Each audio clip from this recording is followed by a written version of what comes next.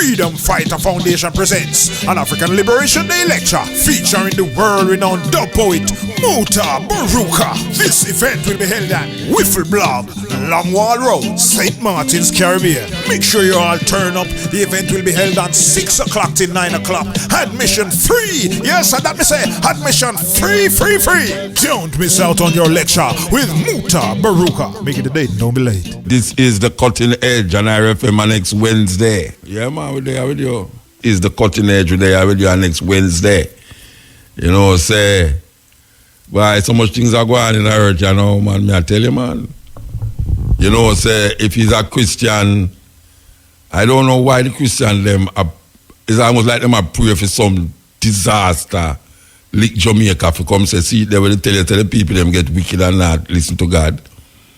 Now me I listen to them on the radio and it's like them a hope and a pray say some disaster. It's when another disaster like Jamaica. Christian like worries. I tell you. Guys don't go through disasters. I see a whole heap of people turn Christian. Something happened to them and them realize say why them get out tight by the nick at the time and the whole of them start to praise Jesus. Now we hear them a ball out say yes, so the people them a get wicked. God soon send one lightning down here, God soon send one earthquake or some flood. You know, the little flood will go on down and mobile, them say I choose the people, them, I choose the whole heap of crime why the flood out the place. Them not say the infrastructure not set up properly, you know, or the infrastructure gone down. Like when them see the gully over flood. I mean, really, mobile flood out because the crime. Then I did drive from St. Elizabeth I go my yard and when me pass through Duane Park I come up the road, I have to go back on Redlands Road. It's like me I drive in a river. I mean I say, how that possible? I go over one side and hill over the other side. And it's like you're driving a river. And a whole heap of people get flooded out. And I know rich people get flooded out. A poor people get flooded out. We go to church every Sunday. I don't know why people find goodness in terms of them relationship with them God. Why them find goodness in relationship with them God when disaster take people. I can't understand that. I can't understand it. You know, a man shot a man and him not dead. You hear the people them come and say, boy, thank God say him never make him dead. I mean, him get shot, the man get shot. Him never dead, but him get shot. One man foot broke and a man say, thank God him never broke him 2 foot. Thank God God never broke him 2 foot. Why you want to thank God for not broking the man 2 foot? Him foot broke. But I find say, I listen to these people and I'm saying, where did this deepness come from with this religiosity? Where people put aside the humanity, the divinity in themselves for deal with something external that is just imagination. It's imagination. There's nothing outside there help you. It's you help yourself or somebody help you. You know, and then when the thing, I mean like, the most of things when I hear the people them I say that, I say, it's unbelievable, man. Unbelievable. It's like them want something to happen, a disaster to happen. The problem with these disasters, you know, is that it going to lick them or them family or somebody where them really love. I mean, people reach a stage when I talk about the past, so God licked Sodom and Gomorrah, God so licked, don't get so like Sodom and Gomorrah. Don't get so have more gay than where they did at Sodom and Gomorrah. You know the population of Sodom and Gomorrah. You ever go to Sodom and if you ever see the place where Sodom and, the way them say Sodom and Gomorrah is, you don't never believe it. You don't never believe the little space where them say Sodom and Gomorrah is. And how much people they did there. You have more gay guys in Jamaica right now than Sodom and Gomorrah. And if it's two things, you know. It's either gay people or murder go and cause God to lick Jamaica. And then now Christians are going to say, them no didn't know. Me no didn't know say the wickedness of the people. Them see there, that's why them kill people. See there, God lick them. And most of the time, it's them going to get licked. The same people, them who are bring down destruction from people, them going to feel it. How we get so callous? We are glorified in a disaster. You know, I mean, it's terrible, man. It's terrible. It's terrible. People not see the goodness in things. Them want to see it, but there's something in them. There's a biblical, apocalyptic design where say things are terrible. So the outcome of this is not to make better. The outcome of it is that it's going to go up into smoke. So where we are fight, where the goodness we are fight for. That's why I'm telling you, say, the goodness is when you're dead. It's when you're dead, you're going to have this goodness that you have searched for. In Jesus Christ, you're going to have goodness when you're dead. And them situation and position per earth is nil. The people them where you hear are bring along this destruction, them do have nothing. A whole heap of them can't even help themselves and them family. Look how much picnics suffer out there. Look how much children are suffer all over the world. You know, look how much people want a place to live and all them something there. What will happen when you bring down all this destruction? And then when the destruction come down, you say, to the people, them did wicked. Like when them do with Haiti, when the earthquake lick Haiti and how much thousands of people there, them say, to the people, them a work voodoo. What kind of callousness that? I mean, thousands of people dead in an earthquake, and you are trying to convince yourself as somebody who's supposed to have compassion. Because you know why? Because the God where you believe in do have no compassion. Because if your God can bring down an earthquake which kill 400,000 people because him jealous. Because if you worship another God, them say God jealous because you worship another God. And you know you're going to find goodness in that and compassion in that. You find compassion in the destruction of other human life. According to where you read and according to where you inculcate inside of you. The argument where you have and the thinking where you have in you. Say, these people feel the hands of God because them not praising the same God where you are praised. And anytime you hear all people like me, you wish something to happen to say, them don't know say that it's going to happen to him, man. You know, you're the boy you talk on the radio. And when you look on your life and how you live, it can contend against even the worst person out there. When you look on all the gunman them will kill people.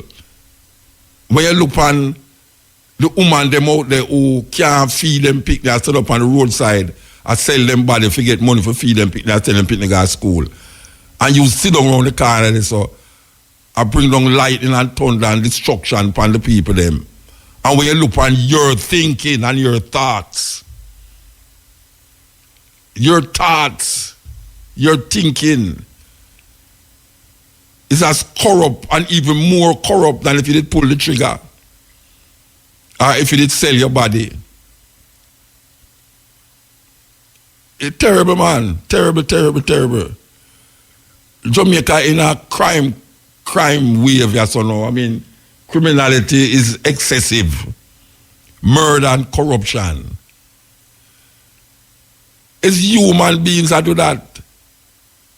And if an earthquake shake Jamaica, and if hurricane come between June and November and wash out the place, It's not because of the people them things.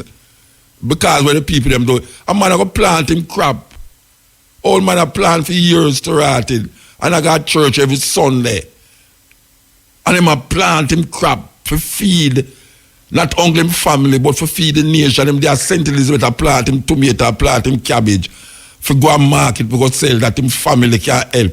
And rain come and watch it way. And you're going to look at me and tell me, say, God compassion, God have compassion, and I choose the man wicked. And yes, you can see, say, him did that do something because God wouldn't listen. Him did that go to church and never believe in a way, man do. And you really believe, say, this ever-loving, kind, compassionate God would have do something for a nation because him jealous or because you now worship him. That is ego. That is narcissism. You are making God become who you want God to be and don't even realize it. That if something bad happened to somebody, you say, yes, that's true now. It's true now, worship God. Look, and if a Christian do something,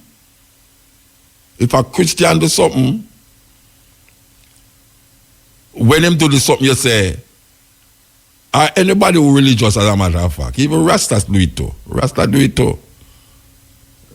The first thing you say, him was no Rasta. Him was no Rasta. All the while you see him as a Rasta, but him fault and you say him not a Rasta. Church daughter, go to church, pastor get her pregnant, you say the pastor not preach a Christian. Columbus come here and wipe out the them in the name of Jesus. You say them are not Christian. The pilgrims them go America, kill off the Indian, them take with them land in the name of Jesus. And you say them are not Christian. So who is a Christian? Who is a Christian?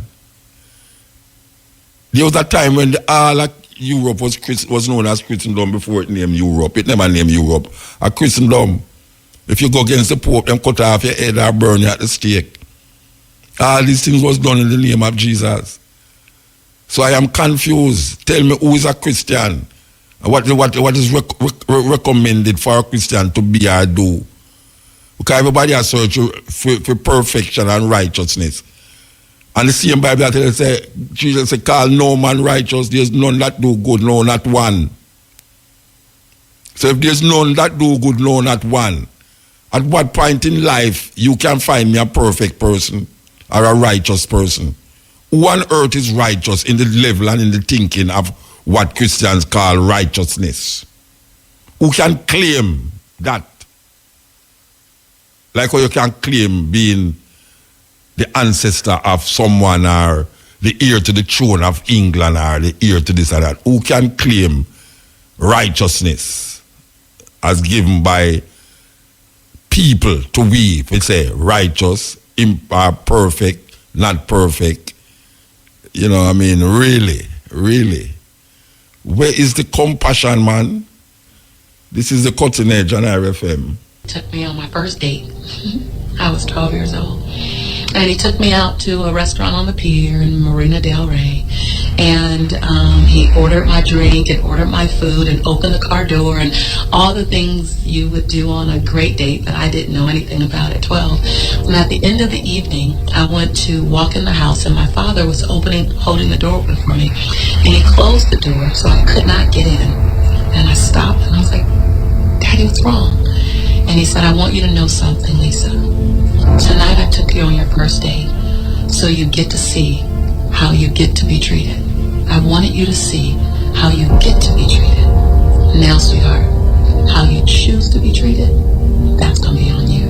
The big moments in your life are made up by the little decisions you make. I didn't make a big decision to get in an abusive relationship.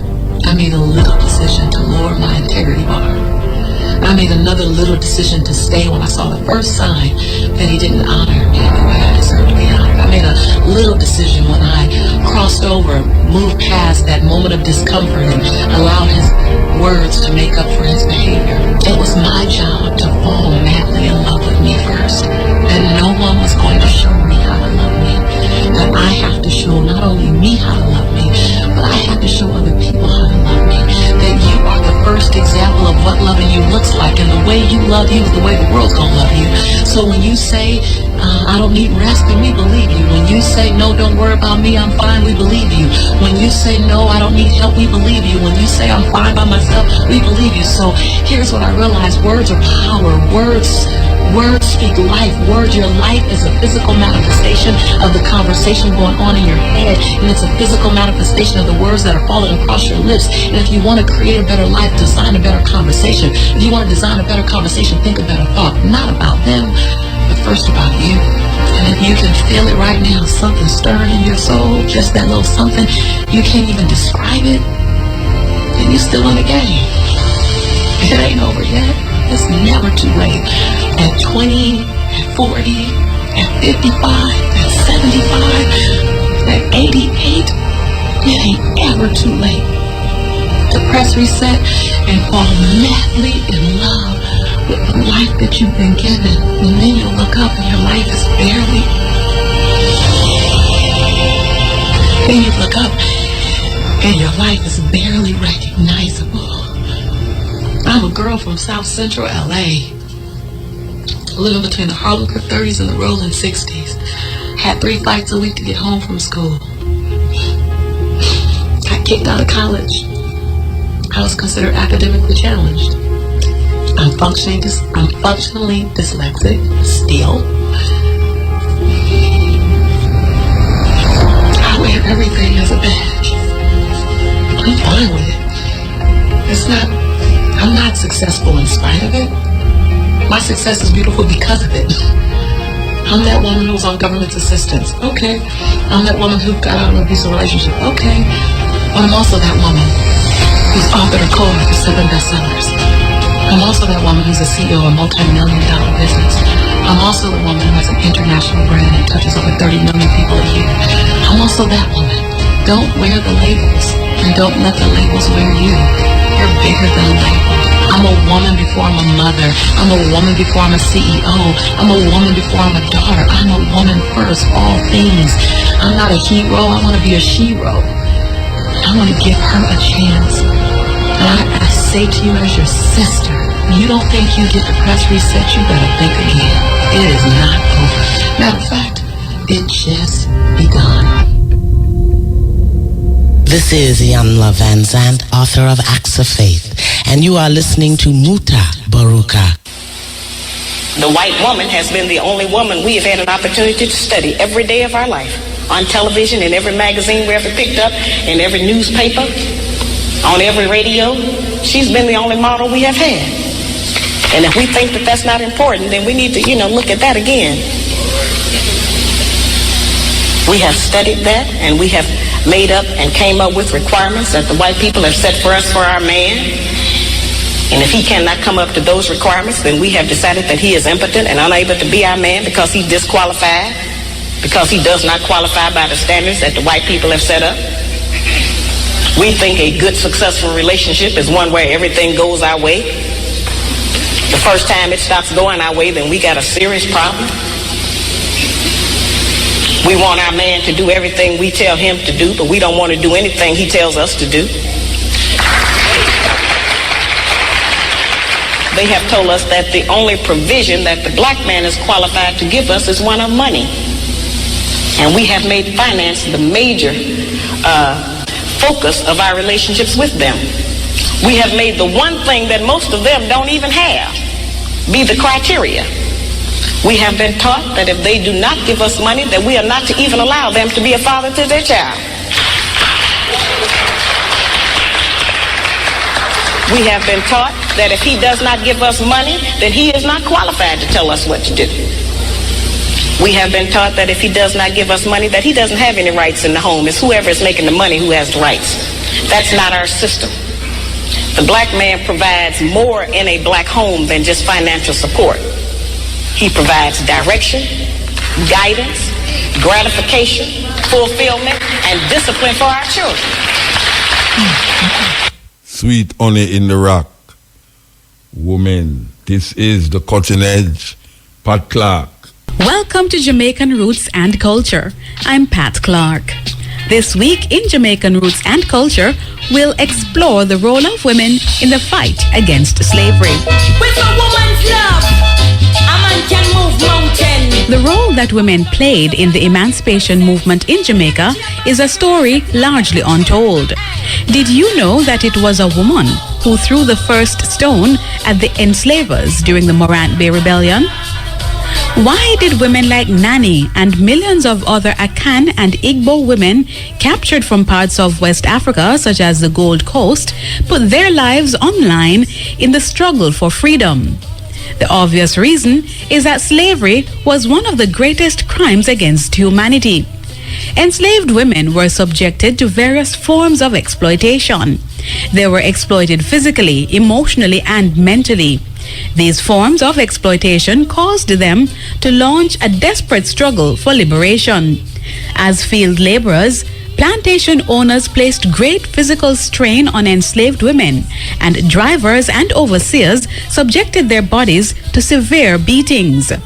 Enslaved women were open to sexual exploitation to a far greater degree than enslaved men. No laws prevented male enslavers from claiming violent access to enslaved women's bodies, so white men not only raped them, but along with their female enslavers, sold their bodies for organized prostitution. Thomas Thistlewood from Lincolnshire, who owned and managed properties in western Jamaica, provides the best example so far of a slave-owning rapist. We know about him because he left detailed journals, over 10,000 pages, that revealed that he sexually abused practically every enslaved female located on Vineyard Pen, Breadnut Island Pen, and Egypt sugar plantations during the years 1751 to 1786. Betty, Chrissy, Hago, Juba, Marina, Fiba, his concubine for 33 years, and Sylvia were among those he raped. Indeed, exploitation in the fields and factories and sexploitation in enslavers' households provided the context for women's emancipation struggles. Running away was a common form of removing the body from the site of the oppression, and the records are full of examples of maroon women.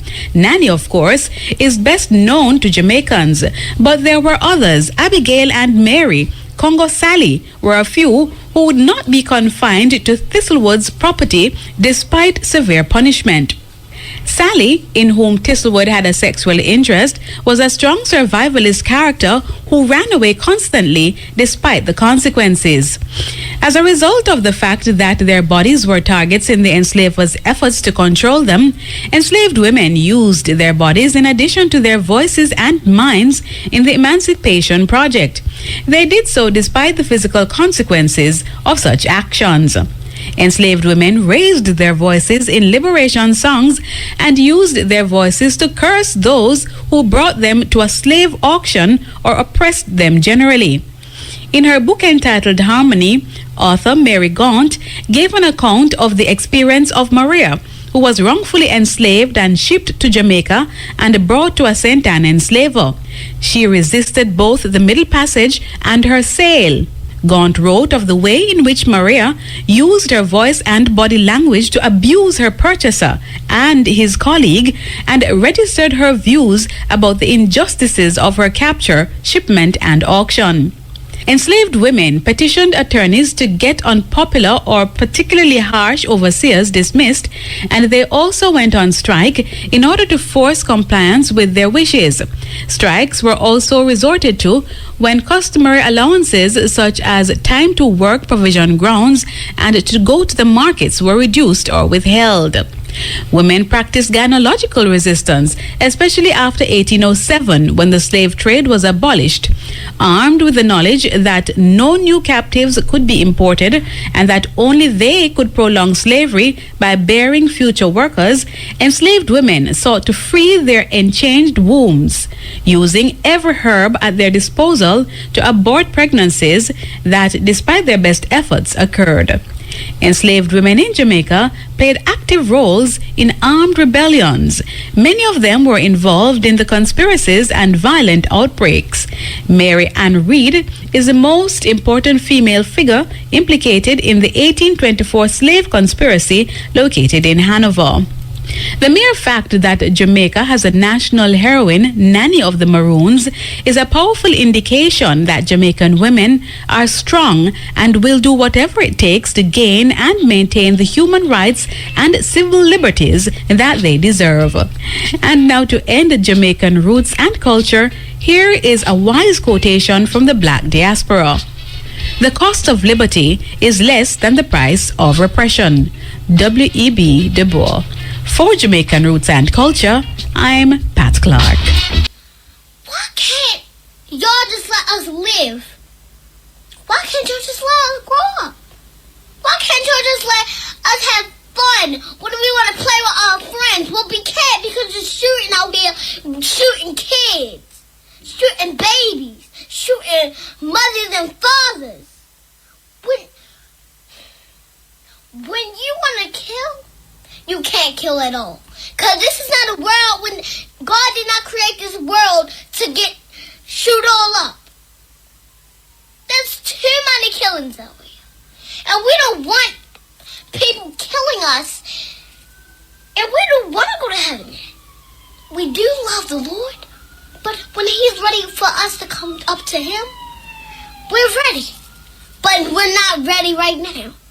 The Lord did not tell us that we was going to come with Him right now. Then why are you shooting us to make us go with Him? When He says other people just got to go with Him, that means they got to go with Him. That doesn't mean people had to shoot them to go with Him. All these people out here get ready to stop. Because this is really ungrateful. You letting other people die, and you not letting this world stay the way they want. And when I say that I want this world to stay the way it is gotta stay the way it's supposed to be. It's not supposed to be some other way. When I am telling you right now, I know that I'm not the only one who's gonna live. I want other people to live too. Cause it's not my possibility to shoot other people. When you want to shoot, you can't shoot. Because this is not a world that you gotta shoot in. We want our lives to be better than this. Other people, other babies, they wanna live too. You don't know how hard that I feel for other people. I don't care if I don't know who they are, but you gotta let them live. Cause it's not your possibility to shoot. It's not your possibility to be mean to other people and just shoot them.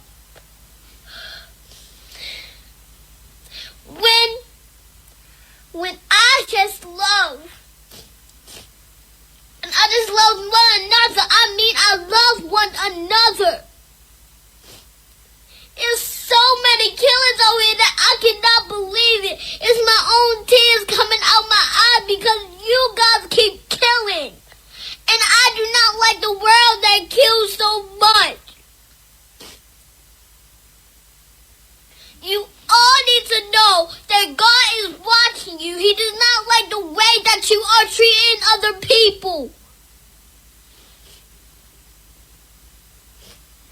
I'm sorry. I just can't take this world. This world is crazy. You need to change it. You need to flip the world around like none of this ever happened. We need this world better. The whole country, the whole state, they are getting ruined just because of you. And we don't want our world to be bad. We want our world to be good. And we are trying to stop the killings. And when we say that, we really mean it. You know how I feel. I feel worse. I feel so worse that I'm about to cry. You all need to know that this is not a world to shoot in. We need our life. and this is what our life needs to look like. We need to look like this when we really want to stay healthy and need our lives. We don't want to miss one another. We need our lives. Hope you're still there with me, you know. You never know, could I run the program without saying nothing? Yeah, I hope you're still there with me. You know, we just go through a collage of different things as it relates to our thinking. You know, we want you to understand the sequence of the show, or the sequence of this program in the night, yeah? Because we don't just do things haphazardly, you understand? We actually choreograph what we are doing as we go along. And since we have the music in front of us and the clips them, we intertwine them to make them palatable and also piercing, riveting. You know, we have a little sister here with we. I don't know how long she work, you know. I don't know how long she work, but I know it's from last year. I don't think it's longer than last year, you know. We call her Petite. Very petite. When I say petite, I mean really petite. She introduced me to her poem one a day or night. She not gonna make me keep her talking and not come, you know. She introduced me to her poem. She said she's a poet, and she showed me her poem, and the poem was really good. You know, even though it was big people poem, as I would say, big people poem. Well, I tell her, I said, one of the night I'm going to make sure read it, but she did them take her off for the scene with me. And never did I see her at all more than another day, but I see them put her back in the night, and she bring her poetry book with her, believe you me. You ever come inside that so yet? Are the first you come in here? No. You ever come over that side and go over there so yet? No. All right, you go over that side for the first. A long time she work, she never go over there so yet, you know, in the booth. Alright, sir. I'm going to make her read her poem to Jamaican people. Poet them full up IRFM, yeah. Poet them full up IRFM. We're going to make her read her poem because I think she's a very... I think she's a poet, actually. And I love when I hear poetry where come from the heart. And as a little sister, as I say, a very petite. She a big woman still, you know. And then a little girl, you know, she a big woman. But she look like a little girl. You understand? You cool? You go like cool in there, watch. And nervous in there, you go like you're cool. Let's see there for you. Sit down and read the poem before you start to drop down, before you drop down. All right, we take her off our job. We will introduce Jamaica to this little sister here. Me call her Petite, but she have to, you know, me know your name, you know, but me lick it out and made so much now that me don't remember. Tell me your name fully. Ardena. Ardena. Yeah, Ardena Grant. Ardena what? Grant. Grant. Yeah. And you say you know me long before you come here? Yes. Tell me where you know me from. I met you at Pulse Mother Search, Caribbean Mother Search, when I was 16. So you ever married nothing for my wife, eh? No. No, I haven't. Okay, all right. So tell me something now. Oh, you decided to become a poet? Well, my mother introduced it to me because she's a poet also, so sometimes I would read poems at funerals and weddings and different occasions in my community. Yeah. No, not that one.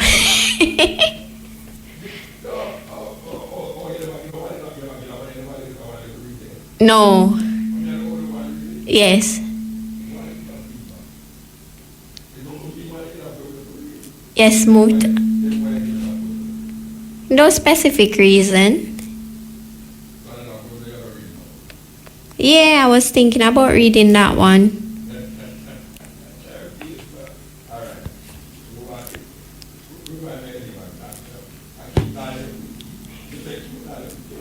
No, it's Ardena Grant.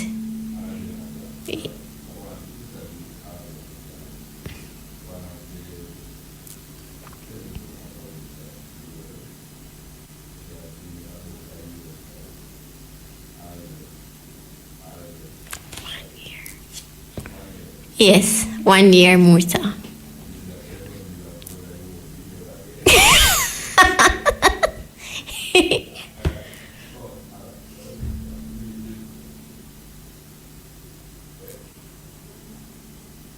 Oh, rotted. Yeah, all when I talk to him, you never hear. Oh, God, I'm me, you know. I'm me, nobody that do the thing right, you know. Thank you. You're a poet too? Written. Yeah, written, yes, of course. Every poem written. I don't know the performance. No, well, I'm going to make you read one of the night. Because I know they say there, I never ever noticed nobody else. I think I'm here alone today, I know. She was upstairs. Rotted. It's a lucky thing, I never decide to move out one of them 2 CD player. I should have catch me. All right, so we talked to you a while ago and them never hear what I say. Right? I say, I call you Petite, but your name Ardena Grant. Grant? Right? Yes. And you say you meet me at Caribbean Fashion Week. That you say? Yeah. Caribbean when Fashion. I was 16. Okay.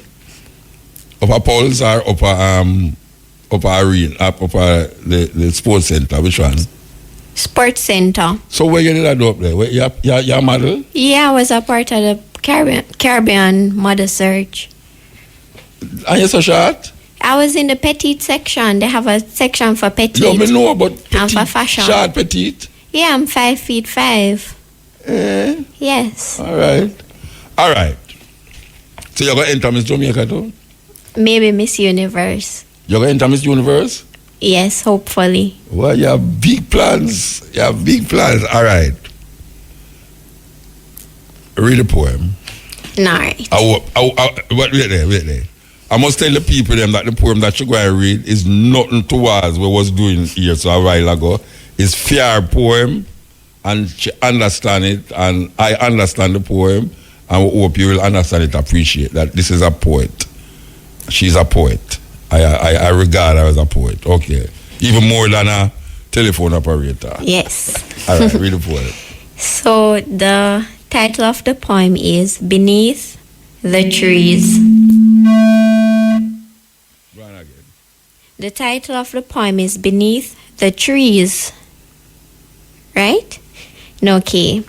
Beneath the trees, they quickly breathed, teased, repeatedly pleased. They touched what they both had so frequently conceived. Beneath the daring willow trees, he parted her knees. Beneath the trees, their hearts intertwined, souls combined, a greater love you could not find. Quick fingers, sharp breaths, a feeling she will never forget. Beneath the trees, they grooved, their bodies moved, her skin bruised as their atoms fused, the orchestra of their organs tuned. She was amused. Beneath the trees, he bit her air. They both stared, fair disappeared. They frolicked in the dew as midnight drew near. Beneath the trees, like busy bees, she received whispered pleas, while he teased, repeatedly released. Beneath the daring willow trees, they both parted her knees. So, I ask you now the question now. Is a personal experience you write about, or you just write it out as somebody else's experience? No, I wrote it out of my thoughts, not an experience. Okay. Just my thoughts. You conjure it in your mind and just decide you put it on pen. Yes, I just wrote it. That's the first poem you ever write? No, I've been writing from age 6. But I normally write ballads. Really? You are right from age 6? Yes. I know you're 7. And you're still, I'm 1 year, you're right. 1 year, you're right. All right. most of your poems have that erratic kind of feel, or that? No, I write ballads also. When you say you write ballads, you mean love poems? No, poems that tell a story. Okay. Yeah, I mean, like about love? No. Nothing about love, but about situations. Yeah, a lot of dramatic situations that happen in life. Okay, so you're going to read one of them now. Right. So this one I wrote at age 14 in 2011. It's called At the Pulpit. This is a ballad. It's about a bride that was on her way down the aisle to marry her husband-to-be. Going down the aisle, he frowned at her because he knew she was his future. How dare she accept his offer when she was in love with another? She scolded at him and turned her face. How dare he show up at this place? She felt angry but saddened that he was there, and she fought very hard to hold back the tear. She looked up at her husband-to-be at the pulpit and suddenly felt the urge to vomit. She was nervous, full of anxiety, unhappy, doubtful, innocently guilty. She took one last look in her true lover's eyes and realized her vow would be pure lies. She didn't love the man she was about to marry. She was only in love with his money.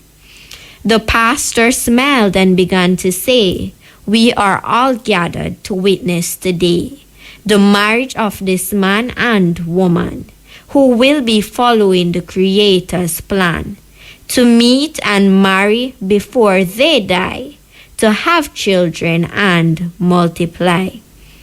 Her fiancé removed her satin veil. She felt flustered, utterly pale. She glanced at the spectators. He stood to go. She shouted out, "No, I can't marry you, William. I must confess. If I do, I would be so stressed. I am so sorry, my dear. But without the money, I simply don't care. And so I can't marry you and destroy my life. Find yourself another wife. I admit our lives will turn out funny after you see who I choose to marry. I won't be your bride," she said. "I will be your stepmother instead." That's funny. Yeah. That's nice. You could twist at the end there. Yeah, I like that. So, you're publishing them poems there? You have to send them, go anywhere, anything like that? No, but I want to. You want to? Well, Yeah, but I haven't. Maybe after tonight, somebody will call and say that. Hopefully. Yeah, I have my fingers crossed. Oh, it's boss, you look boss for the program. You look at boss for the program. All right. So tell me something now. That poem you just read a while ago, that come out of your imagination too? Yeah. Okay. So you write in the poem where, like, you experience this or somebody experienced and you look upon it and you say, no, this strike is someone that you have to write about it. You write in a poem like that? Yes, I've written a few, but I don't have them in this book with me. So you don't have no poem writer, so where you write about yourself. Myself? See if you can find a poem where you write about yourself, your experience, or your thoughts, where you think about a situation, or just you, or you see life, or you see yourself, or you see other people who relate to you. Them kind of poem. Do you have anything like that? Yeah, but I don't have it in this book with me. Someone book you have. And people, if you see the book where she bring come here, I say, man. Big book. Big book like a Bible. And so how much poem you think you write already? A lot, and I even lose some of them sometimes with my poems. Okay. So them gonna turn up somewhere else with somebody else's name underneath them. That's true. You know if you copyright it? No. Hey, you don't know if you copyright it. I'm going to tell you if you copyright it. Yes, for instance, when you see that book there now, if you put it in a big envelope, you listen carefully. Yeah. Put a date on the envelope. Well, they're going to put date on it. You post it to yourself. And don't open the book. Don't open the package. So you put the poem them in a package.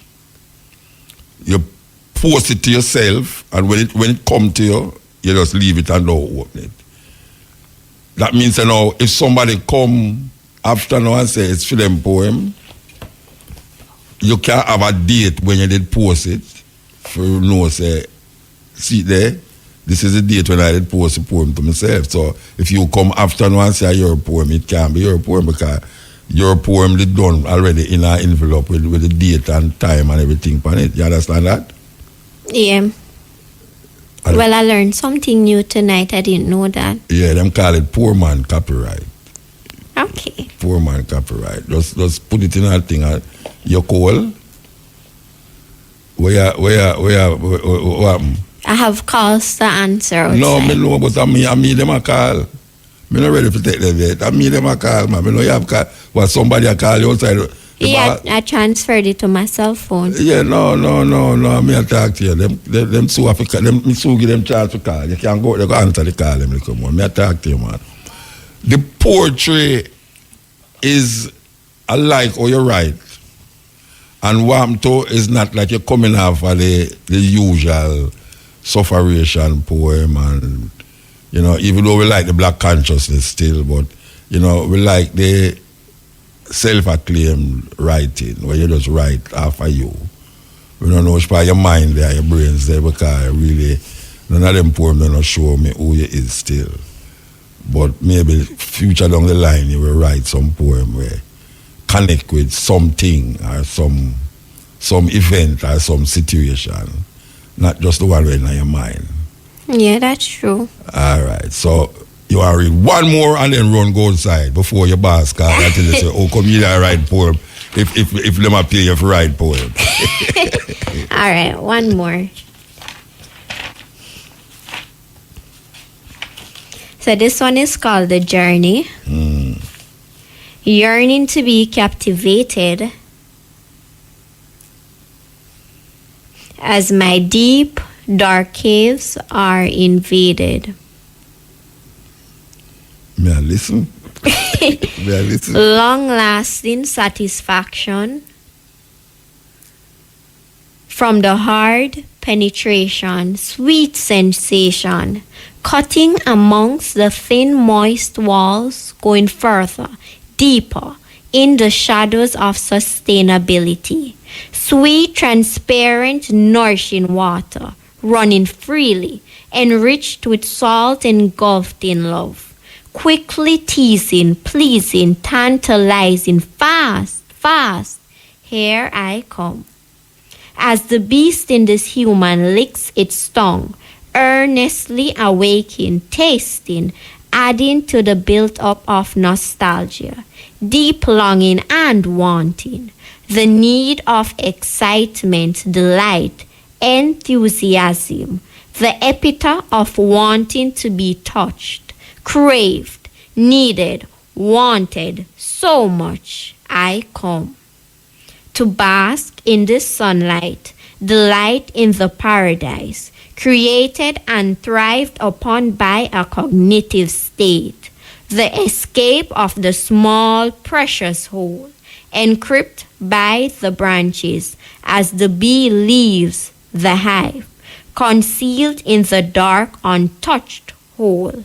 Then behold, sticky sweet honey running from the beautiful hole beneath, the rose that shyly opened up and gave way to freedom, my ultimate destination. Again I come. It's 3 times you come this one. 4. 4. Well, all right, 4 Mama. times. Yeah. All right. I accept the poem. It's nice. You know, Thank you. You're very brave, so. Yes, I realize. All right, give thanks, yeah? No, thank you. All right. Yeah, that was a little telephone operator showing our poetic skills. Look here, anybody who listen there, and yes, she doing all the student, she was at the phone booth, she was at the phone thing same way because she transferred the phone to her cell phone. So I don't want to trouble her and say about this and that. You understand? I know if she gets in trouble, me will get in trouble too. A serious thing because of me tell her if you come around and if you come read her poem them in the morning. Yeah. Okay, so back to normal programming. The sister read her poem them serious thing. She say 4 times she come in at the poem. May I tell you? Okay. This is the Cutting Edge on IRFM. Sir, I tell you, I'm going to get that trouble now. You know, the 12 o'clock, God. Yes. Good morning, everyone. I am so happy and humbled to be with all of you today, and I thank God for bringing me here. My name is Natalie Wamboy, and I'm 10 years old. I'm in class 5, and I'm an author and a poet. My first book is called Natalie's Poems. It is a poetry book full of inspirational poems which talk about what we experience in our everyday lives. And my second book is called Kenya, My Country, My Story. Now, the reason I wrote this book was because many people in Kenya love talking about the negative things that are happening. But I thought to myself, why can't I write all the positive things that have happened in Kenya in a book? And the second reason I wrote this book was because I wanted to celebrate all the Kenyans who have made a difference in our country. And I also wanted to state what we can do to make our country a better place for all Kenyans to live in. Recently, I have just launched my third book. Here it is. It's called Extraordinary Kenyans Doing Extraordinary Things. It's about 40 Kenyans, 20 men and 20 women who are all doing great things in different fields. These people have all overcome challenges just to achieve their goals. I want to thank Mr. Ndungu Nyoro for having me here today, because it is such a blessing to talk to young people like you who are full of hope, dreams, and ambition. I am here to talk to all of you today about living a life of purpose, a life that will make you feel happy and content. There is a book written by a man named Gary Zukav called Seed of the Soul. And in Seed of the Soul, he defines what is true power and what is authentic power.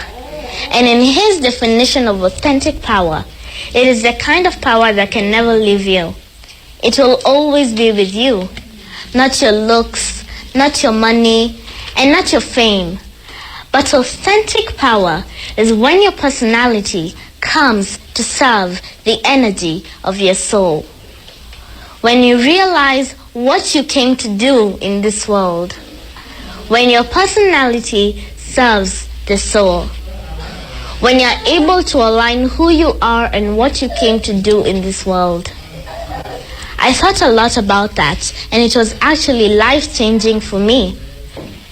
Everyone was created with a solution for another person's life. God was very generous in his giving. He made sure we are all unique in our own ways. It is a problem when some of us do not realize what is unique about us. What sets you apart from the rest of the people? You may never live a happy and fulfilled life until you discover your inner ability. Your inner ability and talent will never leave you. It will always be with you. All you need to do is work on it, perfect it, and make it known to the world. By doing this, you will be empowering yourself and also empowering others. In the process, you will find a sense of purpose and a direction of where you want your life to go. Seated in this room, we have people who are already doing well in life, and we really appreciate what you have been able to achieve. And if you are seated here, still struggling to achieve something, I'm here to tell you that it can be done. And it's not too late. You can do it. The real sense of purpose comes by giving others what you have already been given. That unique resource that lies deep within you. You may never live a happy and fulfilled life until you discover your inner ability. Your inner ability and talent will never leave you. It will always be with you. All you need to do is work on it, perfect it, and make it known to the world. If you don't, you will become sort of a thief. You will be robbing the world a unique resource that only you can give. It's time you become generous and share it wide and loud. That unique resource that God put in you to make you happier, wiser, richer, and more prosperous. But how will you do that? How will you use it to become truly, authentically empowered? Now, for me, it has been a beautiful thing to win an award and to meet the president and other leaders.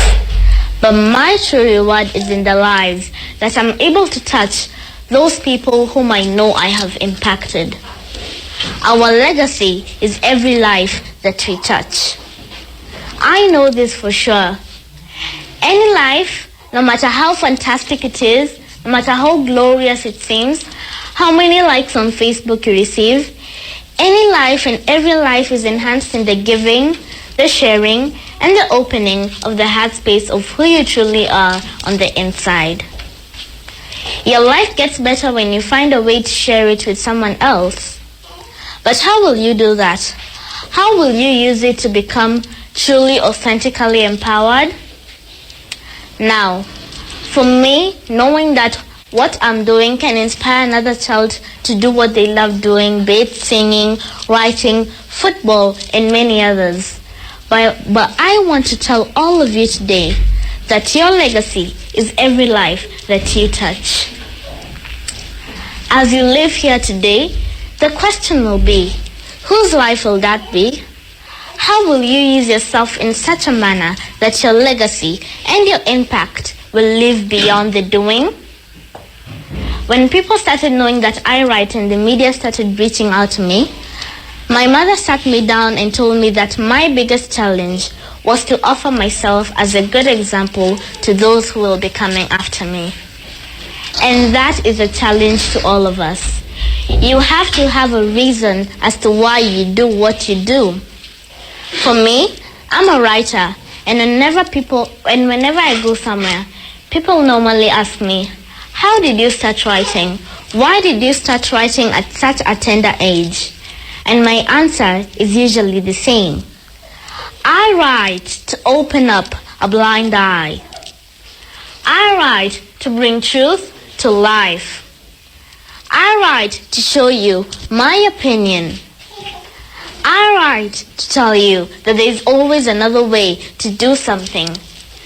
I write to undress the lies. I write to bring darkness to light. I write to tell you that everyone is different. I write to tell you that not everyone will like you. I write to remind you that the world is diverse. I write to tell you that racism, nepotism, terrorism, and tribalism are real. I write to tell you that all dreams are valid. I write to remind you that you are amazing. I write to tell you that giving up is not an option. I may not be the best writer, but I want you to get something from what I write. Not just read and go with the same. I want you to make a change. Even if it's just a slight change, I will never stop writing.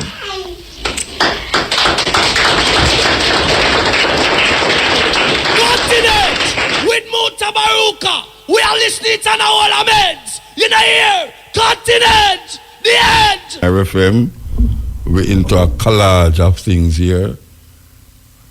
Children, this is what you call Child's Month. You know, we're giving you some children perspective. Yes, you know, we just play that that sister from Kenya. Yeah, she tell you how old she is. Very motivational. Very motivational. Sometimes people think about Africa and them things appear like a suffering picnic, bang belly picnic, and nose not around out of them nose, and Lord knows say, yes, Africa is a continent. Africa is not a country. It's a continent with 50 different countries inside there. So, we're upon this journey. Teach us ways. Teach us ways. September morning. Teach us start on hearty. Ready for the work. Instead of a class of 20. Our 50 picnic stand up. Morning teacher. Me no got no pencil. Me no got no book. And teacher, mother said, you're lucky. So I got no money. And I you for buy my lunch. Teach us ways. Teach us ways. 5 minutes later, Miss, him leave me. Miss, my head hurt me. Miss, so I teach her the dirty one. Shut your mouth. You don't want to learn. My mother said, Maxine said, every child must learn. So every child must. So stop stretch teacher. All of them gonna leave you. Poor teachers away. El Muta. Yeah, blessed man. Yeah, blessed. Yes, the sister who was reading the poems there, you know, and the program, very, very good, you know. Which one of them? The one who someone was, she was wanted to answer her phone while she was with you, and you tell her to wait. She's a phone she's a telephone operator. Huh? She's a telephone operator. I brought her into the studio a while ago. Okay, telephone. Very good. What's her name again? Me call her Petit, you know, but she name Miss Grant. No, well, Miss Grant Petit, very, very good. You know, I mean, really, really love hearing, you know, what she was doing, you know. Yeah, and I really hope that she get a publishing deal, or push come to shove, we do it the Marcus Garvey way and publish it ourselves. Yes, everybody has yes, publish it. Yes, if people not publishing, you publish yourself, you know, and good giving her the advice to them, you know, in terms of protecting her copyright, the publishing thing, or you tell her to post it to herself. To herself, because the same thing in the record industry, as you know, you come up with a fast 5-hour album to copyright it as proof. You post it to yourself. You put a copy of the record in the you know, and post it to yourself, you know, for real, you know, and leave it unopened until, of course, somebody come and try claim your thing, and you can prove, because the date is there. But I meet up on one of your schoolmates, Sam Wesley, man. Which one of them? in a way. His name is Alan Charles Wilmot. And he's one of those who came on the SS Empire Windrush in June 1948. Oh, 1948? Yes, the SS Empire Windrush that brought that means people from other islands. That means I'm 70. No, that means I'm 70-year-old. Yeah, this coming August he will be 93 years old. Then when become I was making the joke. Oh, wait, no, hold on. Him got at 1948. Oh, yes, I think he's saying born 1948. Him got at 1948. Yes, no, but yes, on the SS Empire. Then when become my schoolmate. What? So when become my schoolmate, obviously. Then I must man, because he went to Wesley School. Yeah, that a long before me born. Yes, of course, it's long before you're born. You know, must.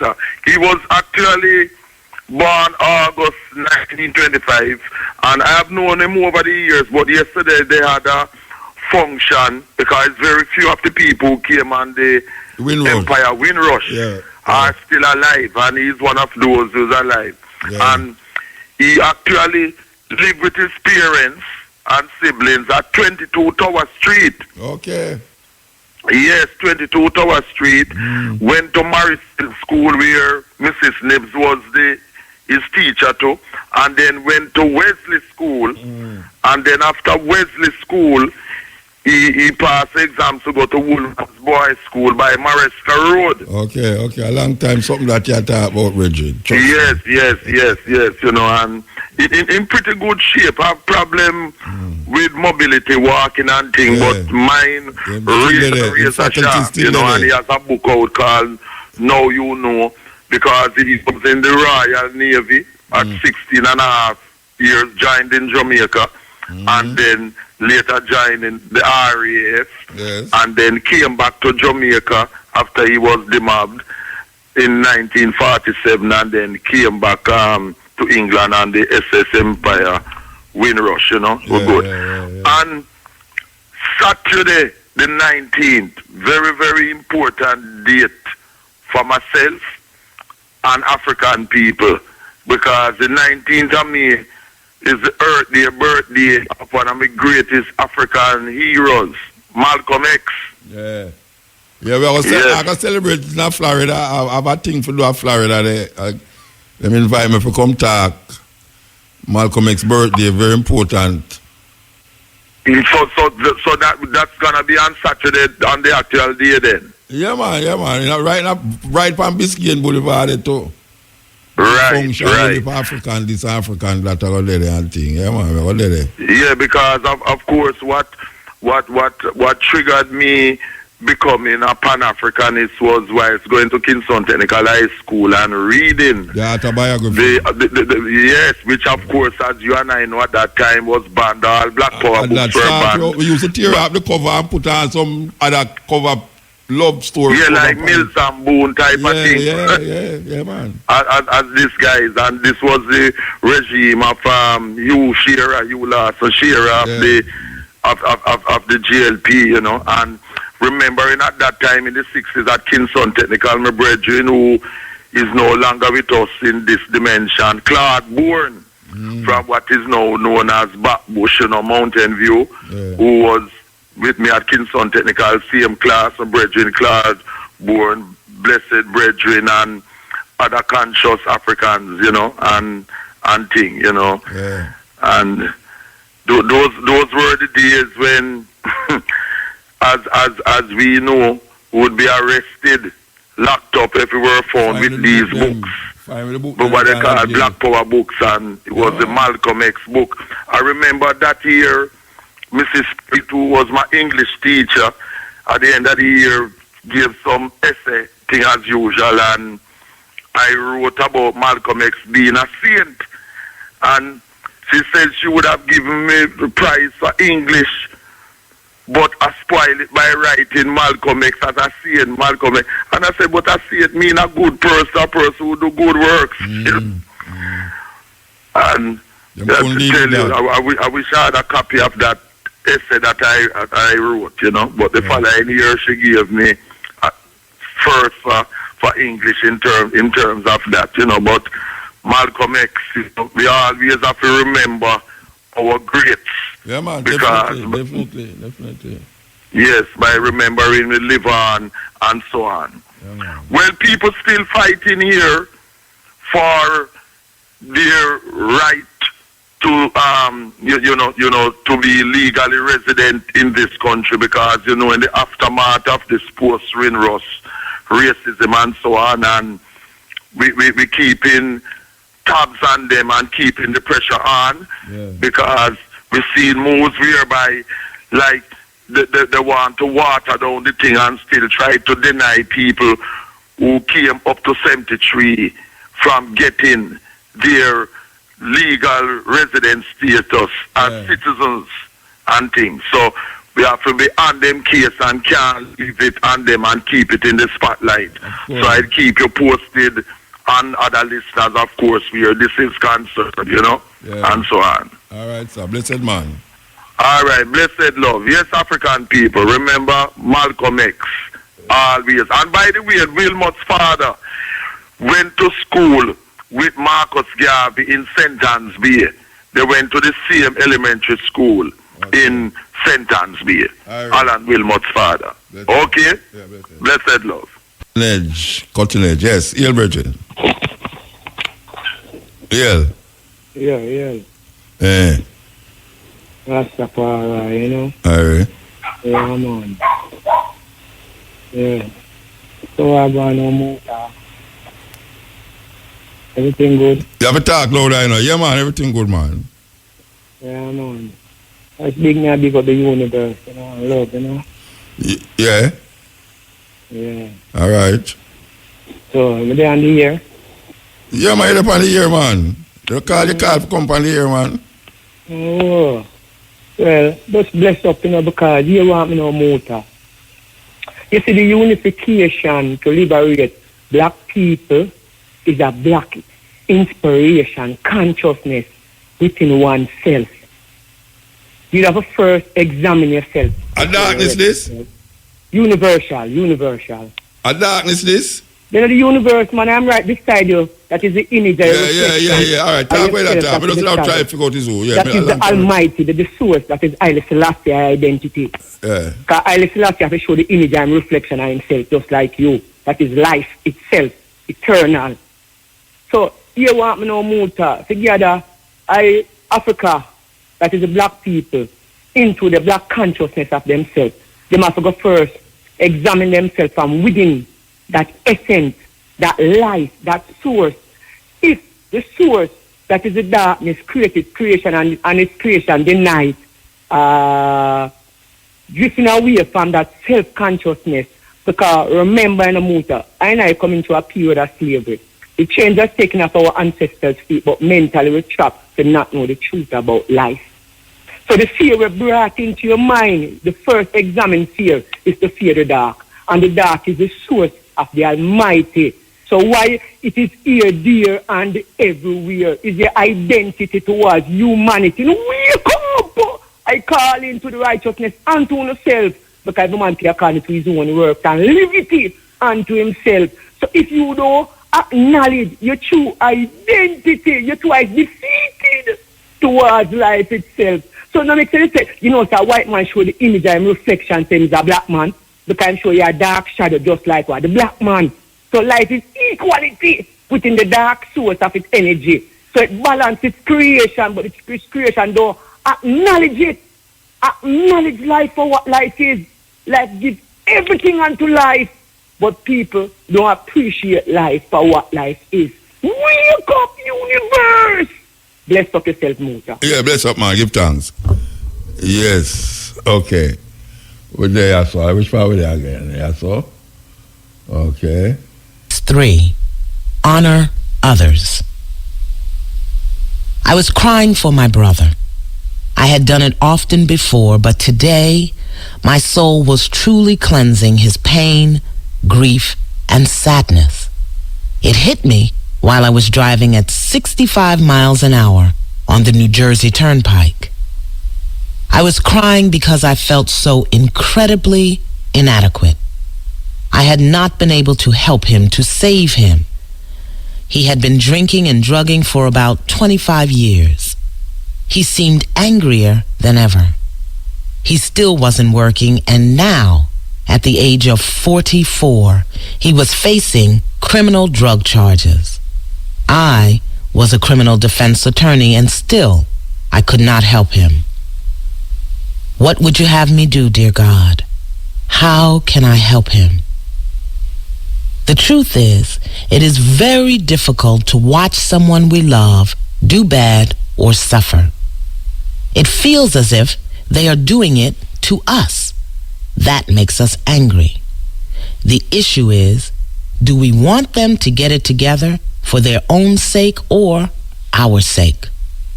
Of course, the natural conclusion is that the answer is a combination. There is, however, another truth that often escapes us. People learn what they need to learn the way they choose to learn it. And there is nothing we can do about their choice. The truth is, God hears every prayer. Mine for my brother, his for himself.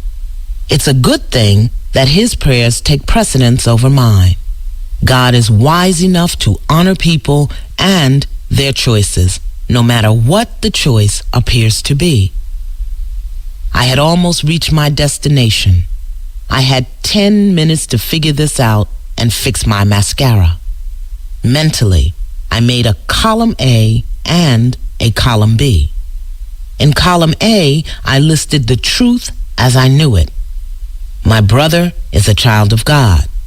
What looks to me like suffering and struggle is the way my brother has chosen to learn his lessons in life. I love my brother, but I cannot help him. In column B, I mentally listed what was appearing before my face. My brother could die, and I would feel guilty about that.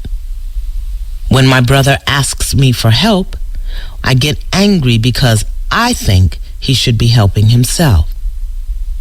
I really do want God to help my brother. Oh my God, I wasn't crying for my brother at all. I was crying for myself, for my fear and anger, for my shame and guilt. Now that I've had this brilliant revelation on I-95, what am I supposed to do? This is what I heard. Love thy brother as you love yourself. Honor him by honoring his choices. Only when you love your brother, not as your brother, but as a perfect creation of God, can you honor the God within yourself. This is the Cutting Edge SL. Yeah, Rasta. As is. You know, so I want just to give a shout out because I like the program because I get the youth, man. I just listen to the program and I love what I go on. You hear that? Yeah, man. I hear you, man. I have a youth I go in our high school up at one place up at St. Thomas then. I never know what I go on in high school business, but I take a whole heap of time out to find out what I go on because I used to go to school and youth tell me, say, I'll be 100 and get. Be 100? Proud of it.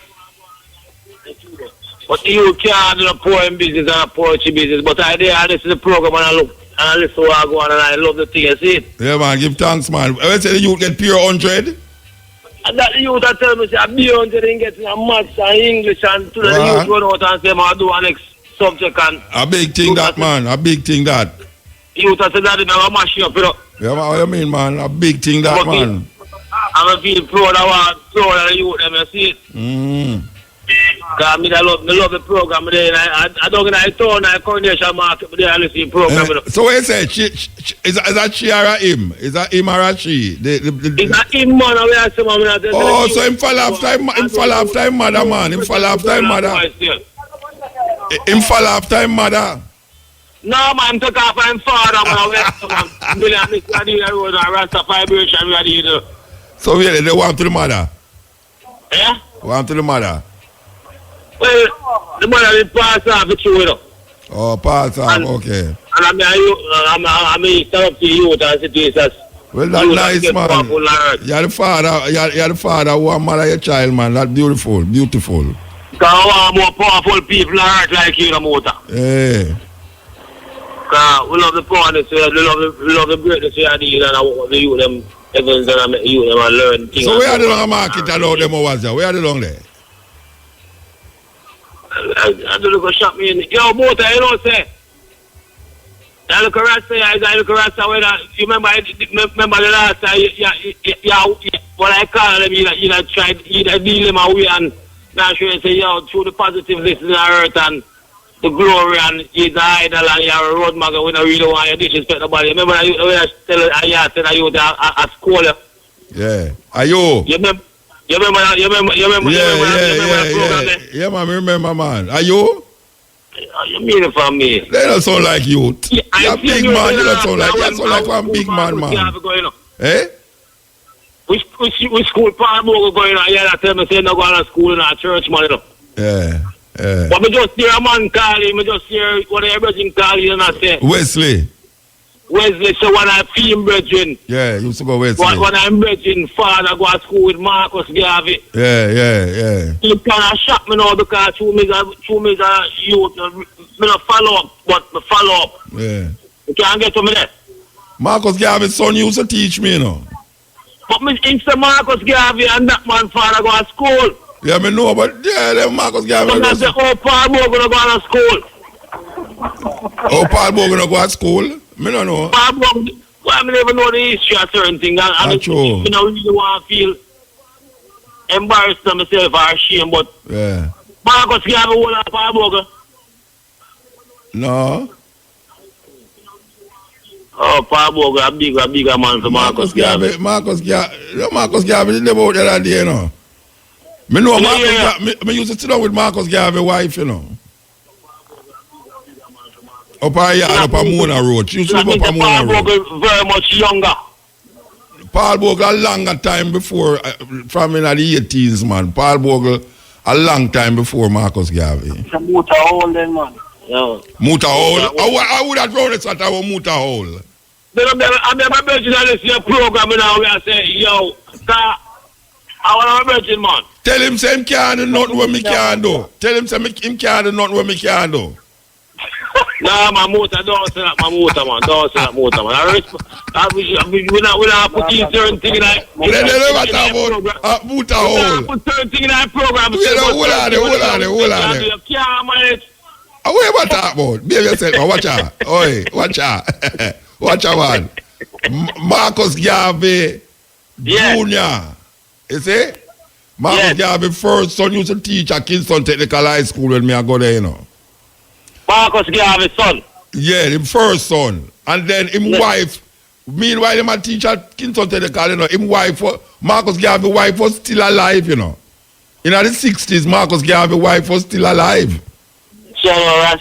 So, when me I go to school, we used to go for Marcus Garvey's wife yard, go sit down on Mona Road, 12 Mona Road, and sit down. The same brother where you call me all the while, Mandingo. Him used to go to technical too. So what you try to tell me, say no? Not try to tell you, say... If you're just 10-year-old, you don't know Marcus Garvey? No, man, 10-year-older. All 5 year too. All 5 year too. Rasta, me listen, Rasta. Yeah, how old is it? And the next brother I'll talk about me old. No, but I'm a general, man. I'm there listening program. And them me I don't want to hear general too, man. Me I don't want to hear general too, you know. Yeah, more I'm a general, man. Yeah, me either. More than don't say, I want it for your program. I tape. Every day I tape them. Every Wednesday night, every Thursday, I tape everything them. That good, man. Program, and they can't listen to them again. Yeah, every day I'm slow on me, I bought the script, I bought my way. I will want me come and just sit down and but you still not tell me what you doing at Coronation Market now, what you doing, you know? Hold on, hear me now. You don't answer. I want you to love St. Thomas, you know. Oh, you mean, every time the little digit thing come in, you ball about St. Thomas this and St. Thomas that, you know. No, man, St. Thomas is my parish, man. How you talking? Okay. What you mean? St. Thomas started, you know? No, but sometimes it's sort of way. Sometimes when you ask the little, you do something about. Just cool, man. Come listen to your program every time. Well, I know about something about what? Tell me. Rasta. Talk now, man. We are still at the picnic. Yeah, so talk. We know that the wickedness was before us. And it's still a go on and it not stop, but not pressure the parish or sometime. No, why you say pressure the parish boat? That me ask you. All the scientific thing, man. We're wrong with it. We're wrong with that. We're wrong with that. Parish, you get the blame more everything. I don't blame. No, man, I lift up the blame. What you talk about, man? I could have blame African something, man. I lift up the parish. You don't know, the Paul Bogle use all of them something little. Well, I couldn't know that because I just... No, but wait, hey, when me talk about... I can tell you, listen to me good. When me talk about... Wait there. When me talk about Obia, you know. Yeah. And relationship to St. Thomas, you know. I don't carry it, no, because I talk about Obia, you know. I lift it up because them make Obia, to them afraid of Obia, they make it illegal in Jamaica, you know. And an Indian man cannot come here now and do film thing and them not call it Obia. And you see them advertise it on television every day. And nobody not call it Obia. I listen to the program where you try you tell about them type of money who don't have one thing to be and don't have nickel and wait there. All right, they never go to church with Auntie Parson and tell people who must turn round and take olive oil and throw around the car. They think, what you call that? Yeah, Rasta. You read Bible? Rasta, I want thing I love in the Bible, you know. One in Psalm 35, you know. You never hear fight against those who fight against I and No, I. I ask you a question. You never hear say Moses showed on him rod and it turned snake. Yes, Rasta. You never hear say Moses showed on him rod and it turned a snake. So I didn't see your program already where I tell the thing where you show the road where I want to show, you know. If Moses showed on him rod and it turned snake. And the fear of them throw down fear rather than the turn snake. What you call that? So it never part of the Red Sea neither? No, I don't know nothing about no part in the Red Sea. I try to make a reference to when you say to talk about Obia and to me talk about Obia and St. Thomas. Now if you say I carry down St. Thomas because you look for Obia. You look for Obia like how white people afraid of it. Me can't afraid of it. Tell me for afraid of it. No, I'm not afraid of it, but sometimes it just sound away. No, but it must sound away. You know why it sound away? Because of how you look for Obia. What I want you to do for this parish, I have to make this parish more get light up. Because you are the man for the thing, you know. Me must make it light up. Yeah, man, because this parish was the first parish, you know, we have the best. Me look like GPS. Me look like GPS. No. Anyway, on your GPS. You are. He's a man of the world where the talk, your voice be heard. Me no want cut you off. All right, through the universe, people are listening to the motor. I true, man, I true. What you want? Me no want cut you off. You know, say me have to go do. Alright, do you think, man? I'm still on the youth, them in the car, boy. Big up the youth, them, I'm not left for the youth. Alright, big them up, no, big them up. I want to big up, I daughter, Ayana Williams. Well, she get Phillips Avenue, a place in Pipe Road. How much youth you have? 4 of them I get to know blood. So how much of them get 100? The one you talk about get 100. No, I'm not going to reach another one yet, but I still have to dig up all the youth them. Okay, all right. Jonah Williams, Clayton Jonah Williams. President, that's my son. St. Thomas Technical, I get all 100 them. All right. I'm going to ask people now still. Yeah. 5 of them live, Phillips Avenue, St. Thomas. All right. And I worry for people out in the street to big up, man. But you still not... Quick. Can I talk to you right side, quick. You still not tell me where you are doing a coronation market, them was you doing, you know? A shop, man, I want to move down, we want to slide, we do all type of house in the earth, you know. Come by pine and... 2 o'clock a morning, I don't know. 2 o'clock a morning, you buy pine, I don't know. I don't know, you mean? And we buy yam, so we buy okra, too, we buy peas, we buy everything. It's cheaper than what you don't it. No, man, dear, man, we have some motor, man. Oh, you have money. Okay, I get some money for my friend, too. You have money at shop for the dearer. You must have money to shop 2 o'clock a morning. You know what I mean? Up you, man. Give me a time to big up you, the motor, man. They don't big them up. No, me don't big up you, them. All right, go on. This, she could have fast asleep, but I'm going to go down and listen. Motor, all my people listen to your program, you know. You big up the youth, man, go on, man. Yo, Bridget, big up the youth and go on, man. Oh, you take up some, big up the youth and go on. All right. No, enough, everything good. Yeah. All right, Motor. Where the other Rasta they were say me old? Where the other Rasta they? Quick. Motor, yeah. Big up yourself, Motor.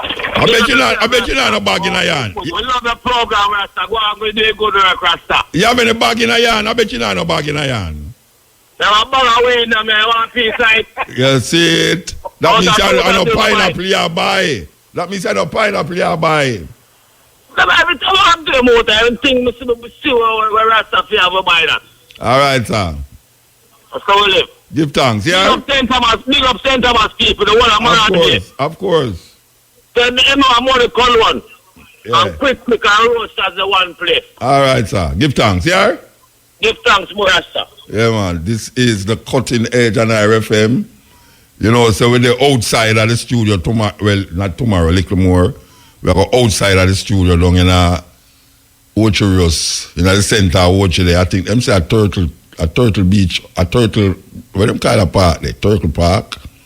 Anyway, we are down there because you know, so them have them government have this trust to make people healthy.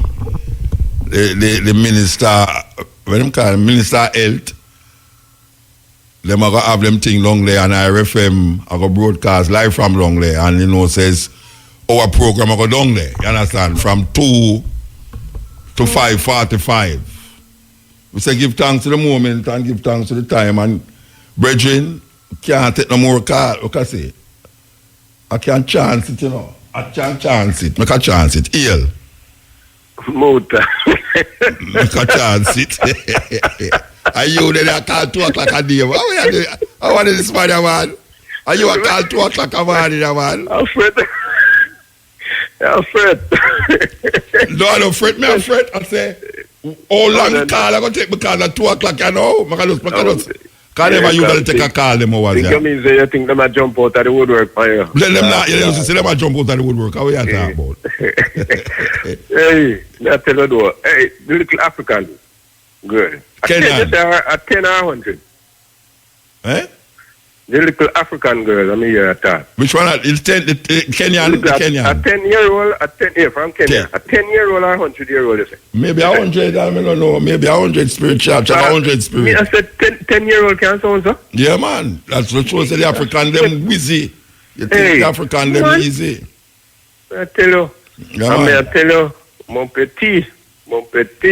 Yeah, the little one will cry, and you look at that girl who 6-year-old will cry, and I say, well, too much killing are going. I tell you, a virgin tell me it's striking card. Make him start cry too when she cry. You know. What? Anyway, you call so late, Bridget? I've done the program done and you don't have time. You start out wicked, you know. Eh? Petit.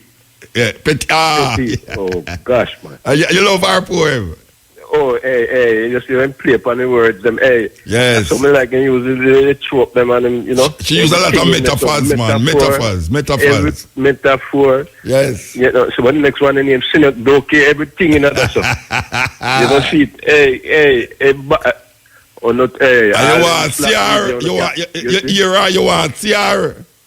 No, you know something? I just find some know her. You know her? Yes, because I have to ask her where she from.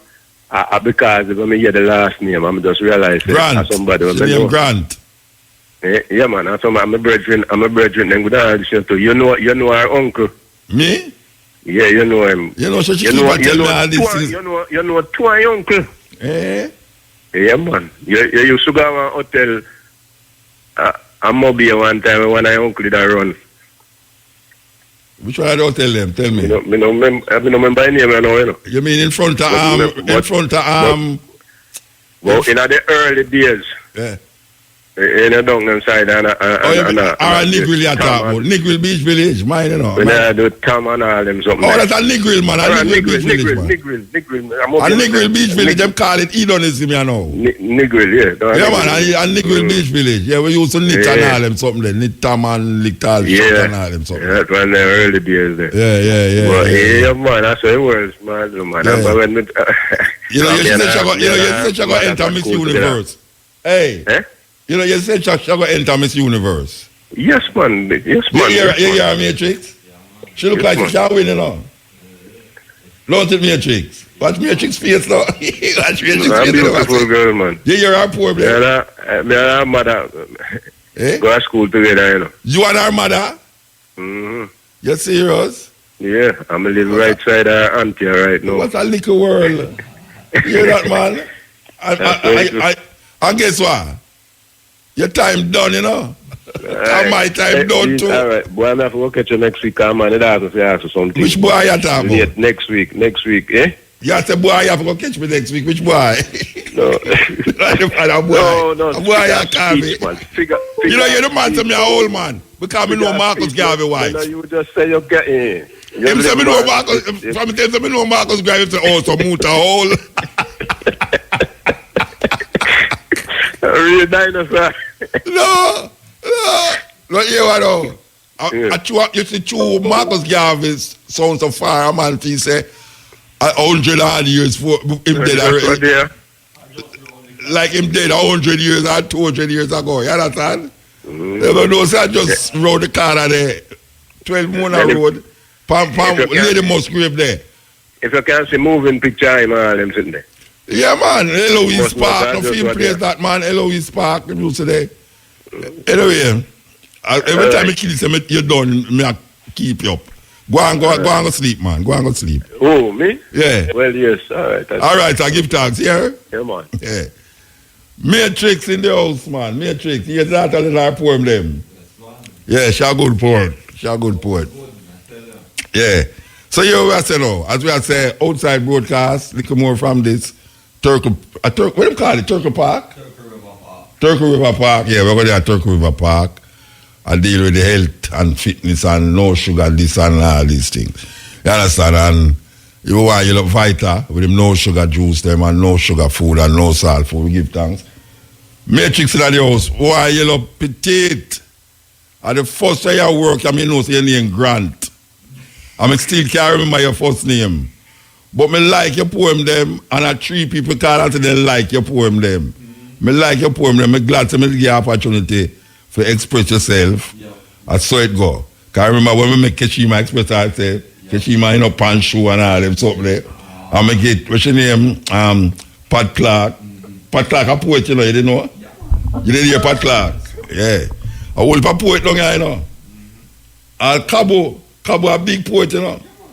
Right. And the daughter, what's your name? Just come from, she come down here, so we never did that come on from. Right, see, me can't remember nobody name down here, you know. I have to give them name, because I can't remember nobody name down here, you know. Where your name? Where you name? Me? Yeah. No Matrix? No, man, I know Matrix your name, man. Behave yourself, boy. You have a Matrix, are you RJ, are you Alright, here you are. You see, if you ask me that question outside the premises... You will tell me? No, me tell you a different name outside the premises, but in your song, Matrix. Imagine say you're outside the premises. Anyway, what I try to say is that there's nobody here so me can remember them right name, you know. Alright, Craig Stevens. Your name Craig Stevens? You don't look like a Stevens, you know. Yeah. No, you don't have no nose like that. You look like a that's how you look like.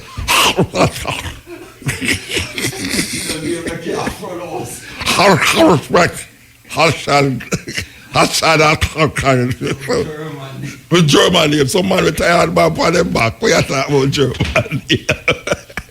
I retired man for them back and about German name. So let me see you come in there with the thing for you back, I'm afraid, you know. Come here and say, I wonder if you have something against Irish man tonight and the night when you go edit. A media, when you decide, say, you're going to edit everything now because a long time you don't get no pay. I say, Dula, please, don't make him choose tonight, Rasta. You know, make him choose during the week, not Wednesday and Thursday. Anyway, we're gone. We'll go to this show now. Because we can't find it. Yeah, we'll go to this. Sly and Robbie.